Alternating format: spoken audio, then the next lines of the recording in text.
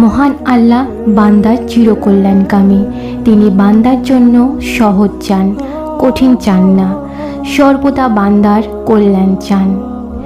আসসালামু আলাইকুম আমার প্রিয় ভাই ও বোনেরা, আশা করি আল্লাহর রহমতে সবাই ভালো আছেন। তাহলে আজকের ভিডিওতে আমি আলোচনা করব আল্লাহ যাদের কল্যাণ চান তাদের 10টি নিয়ামত দান করেন এই নিয়ে।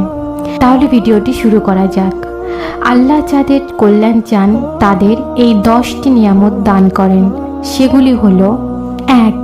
ইসলামের জন্য উন্মুক্ত করে দেন। আল্লাহ যার কল্যাণ চান তার অন্তরকে ইসলামের জন্য উন্মুক্ত করেন।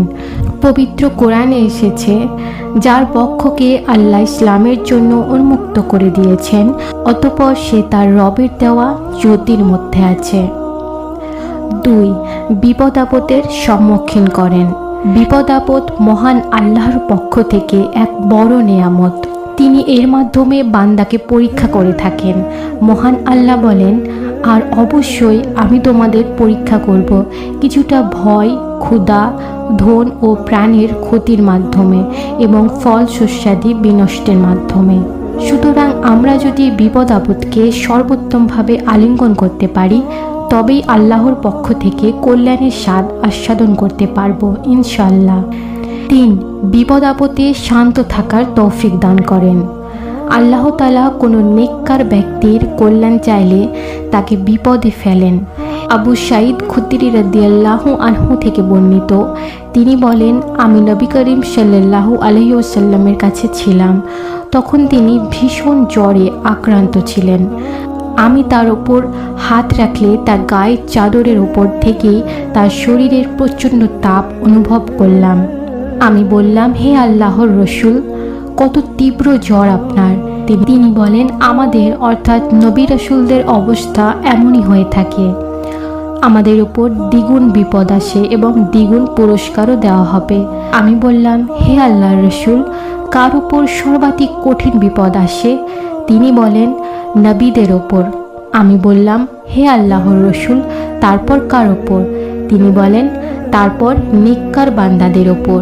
তাদেরকেও এতটা দারিদ্র পীড়িত হয় যে শেষ পর্যন্ত তার কাছে তার পরিধানের কম্বল ছাড়া আর কিছুই থাকে না। তাদেরকেও বিপদে এত শান্ত ও উৎফুল্ল থাকে যেমন তোমাদেরকেও ধন সম্পদ প্রাপ্তিতে আনন্দিত হয়ে থাকে। 4. তাকওয়াশীল করে নেন। তাকওয়া একটি মহৎ গুণ। এই গুণ শুধু তারা লাভ করতে পারে আল্লাহ যাদের কল্যাণ চান। আবু হুরায়রা রাদিয়াল্লাহু আনহু থেকে বর্ণিত, রাসূলুল্লাহ সাল্লাল্লাহু আলাইহি ওয়াসাল্লাম বলেছেন, আল্লাহ যখন কোনো বান্দার কল্যাণ চান তখন তার অন্তর ধনী করে দেন এবং তার অন্তরে তাকওয়া দান করেন। আর আল্লাহ যার অকল্যাণ চান তখন তার সামনে দরিদ্রতা ছড়িয়ে দেন। 5.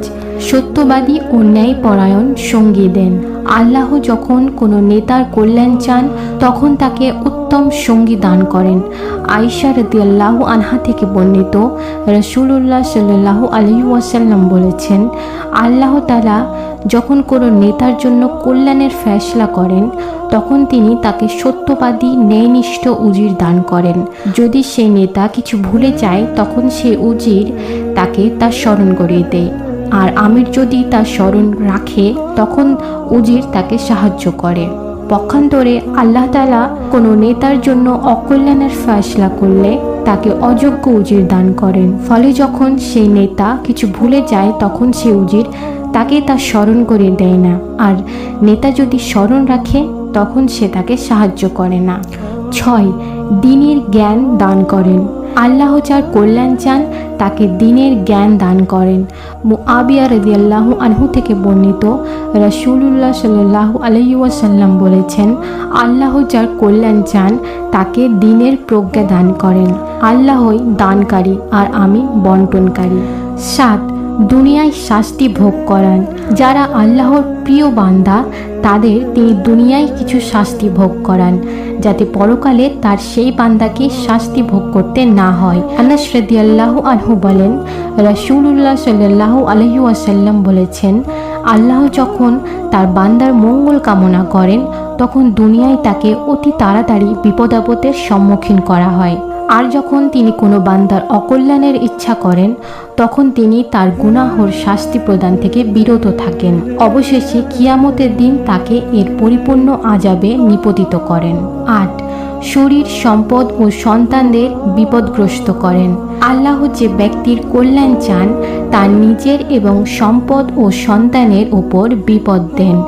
রাসূলুল্লাহ সাল্লাল্লাহু আলাইহি ওয়াসাল্লাম বলেন, কোনো ব্যক্তির জন্য বিনাশ্রমে আল্লাহর পক্ষ থেকে মর্যাদার আসন নির্ধারিত হলে আল্লাহ তার শরীর, সম্পদ অথবা সন্তানকে বিপদগ্রস্ত করেন। অতঃপর সে তাতে ধৈর্য ধারণ করলে শেষ পর্যন্ত বরকতময় মহান আল্লাহ কর্তৃক নির্ধারিত উক্ত মর্যাদার স্তরে উপনীত হয়। 9. ব্যক্তির মধ্যে নম্রতার উদ্রেক ঘটান। আল্লাহ নম্রতাকে ভালোবাসেন আর তিনি যার কল্যাণ চান তাকেই এই গুণটি দান করেন। রাসূল সাল্লাল্লাহু আলাইহি ওয়াসাল্লাম বলেন, আল্লাহ যখন কোনো আহলে বাইতের কল্যাণ চান তখন তার মধ্যে নম্রতার উদ্রেক ঘটান। 10. মৃত্যুর আগে নেক আমলের সুযোগ দান করেন। আল্লাহ যার কল্যাণ চান তাকে তার জীবদ্দশায় সৎ কাজ করার তৌফিক দান করেন। রাসূলুল্লাহ সাল্লাল্লাহু আলাইহি ওয়াসাল্লাম বলেন, আল্লাহ যখন তার বান্দা সম্পর্কে কল্যাণের ইচ্ছা করেন তখন তাকে আমল করতে দেন। বলা হলো, হে আল্লাহর রাসূল, কিভাবে তিনি আমল করতে দেন? তিনি বলেন, মৃত্যুর আগে তিনি তাকে নেক আমলের তৌফিক দান করেন। মহান আল্লাহ আমাদের কল্যাণময় জীবন দান করুন। আমিন।